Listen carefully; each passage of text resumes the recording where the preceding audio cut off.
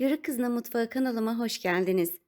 Sizlere yapımı çok kolay, çok lezzetli, tel tel ayrılan nefis bir açma tarifi hazırladım. Açmamız için kabımıza bir su bardağı ılık sütü koyuyorum. Yarım su bardağı da ılık su ilave ediyorum. Üzerine de bir paket instant mayayı katıyorum. Ve 2 yemek kaşığı da şeker ilave ediyorum. Maya eriyene kadar karıştırıyorum. Üzerine yarım çay bardağı sıvı yağ ekliyorum. 2 tane yumurtanın sarısını üzeri için ayırdım. Beyazını da içine katıyorum.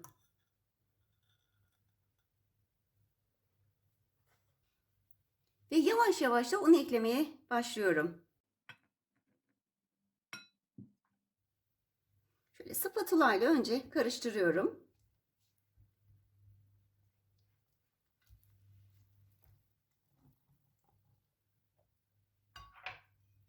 Bir tatlı kaşığı tuzu da unutmadan unun üzerine ilave ediyorum.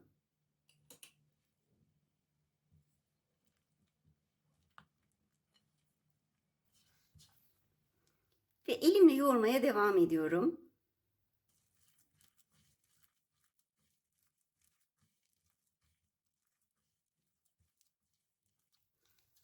Yumuşak bir hamur elde edene kadar da un eklemesi yapıyorum.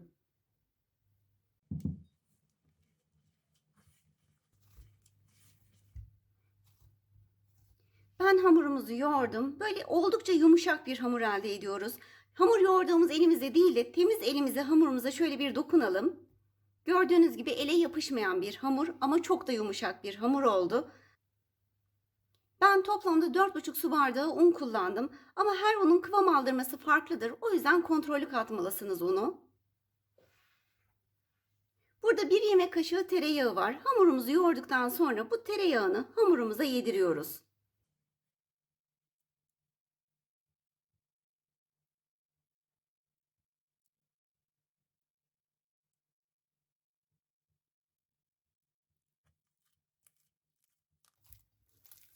Tereyağını hamurumuza yedirene kadar yoğuralım.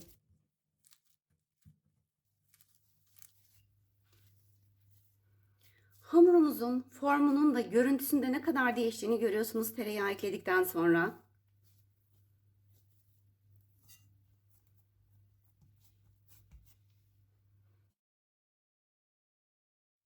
Hamurumuzun üzerine şöyle bir buzdolabı poşeti kapatıyorum. Bana bu soruyu çok soranlar var. Neden poşet geçiriyorsunuz hamura diye? Poşet hamuru daha sıcak tutuyor ve daha hızlı mayalanmasını sağlıyor arkadaşlar. Hamurun mayalanması ortamın ısısına göre değişir ama böyle 45-50 dakika kadar mayalandırmaya bırakıyorum hamurumu.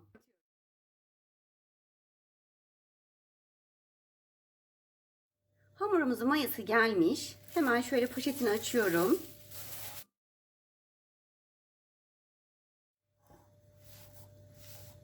Havasını da önce bir aldırıyorum. Hamurumuzun güzelliğini görüyorsunuz. Böyle tel tel duruyor şu haliyle bile. Hamurumu birazcık toparlıyorum.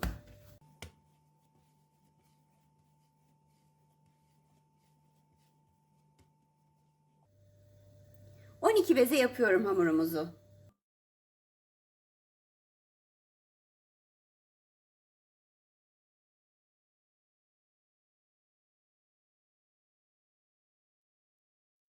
Yuvarlarken de eşitlemeye çalışacağım her birini.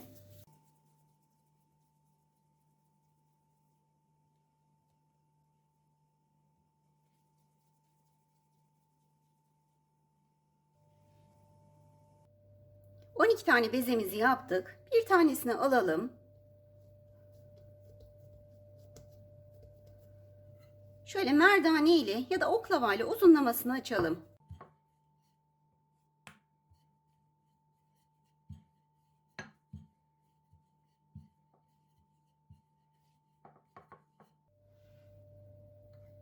Açtığımız hamurun üzerine şöyle tereyağı sürelim bir bıçak yardımıyla.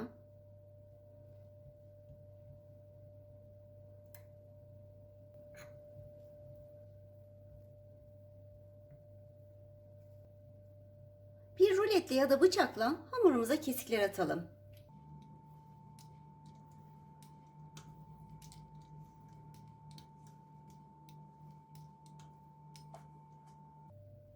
Şöyle uç kısmından tutalım ve kıvıralım.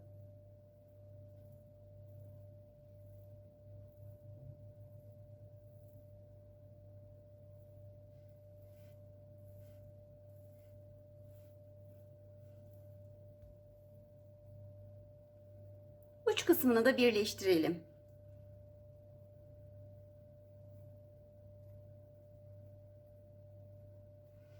Yapımı bu kadar kolay.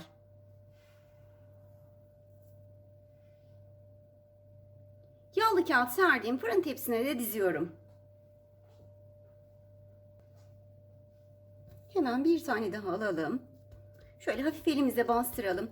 Hamurumuz gerçekten çok güzel. Elimizle dahi açılabilecek kadar güzel bir hamur.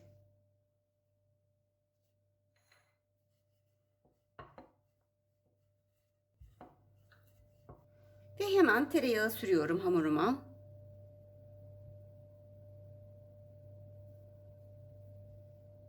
Böyle çok bol sürmüyoruz tereyağını da.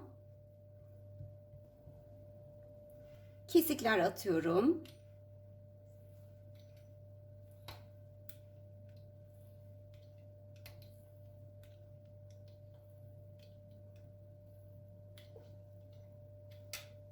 Ve ucundan kıvırıyorum.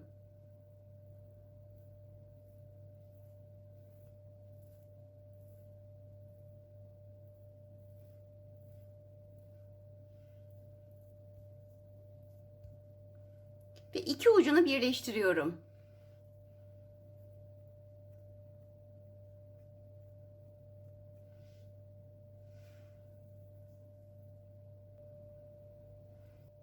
Açmalarımızın hepsinin şekillerini verdim. Üzerine bir bez örtüyorum. Ve 10 dakika tepsi mayasının gelmesini bekletiyorum. Ben çok fazla bekletemedim tepsi mayasının gelmesi için ama eğer sizin vaktiniz varsa bir 20 dakika kadar bekletseniz gerçekten muhteşem oluyorlar. Ayırdığımız şöyle 2 tane yumurta sarısını çırpıyorum ve üzerine sürüyorum.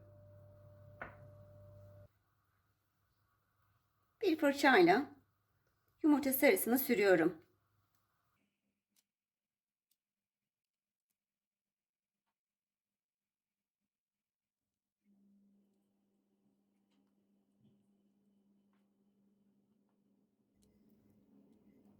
Üzerine de susam serpiyorum. İsterseniz haşhaşla serpebilirsiniz.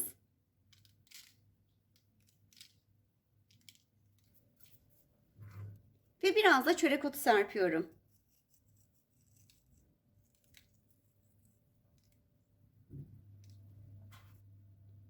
Açmalarımızı önceden ısıttığım 200 derecedeki fırına veriyorum.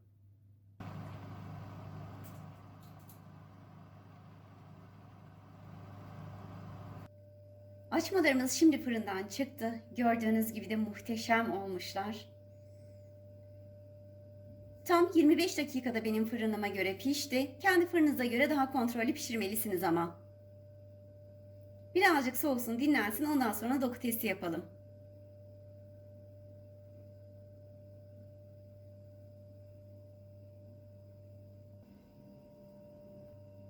Dinlendirdiğimiz açmalarımızdan bir tanesine hemen doku testi yapalım.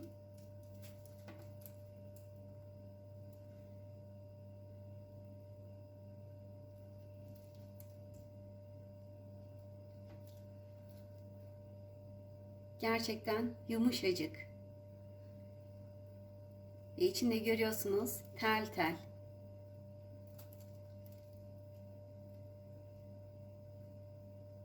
Kesinlikle yapmanızı tavsiye ettiğim bir tarifim. Daha sonraki videolarımda görüşmek üzere. Allah'a emanet olun. Kanalıma abone olmayı, daha sonraki videolarımdan haberdar olabilmek için zile basarak bildirimleri açmayı, beğenmeyi ve yorum yapmayı unutmayın.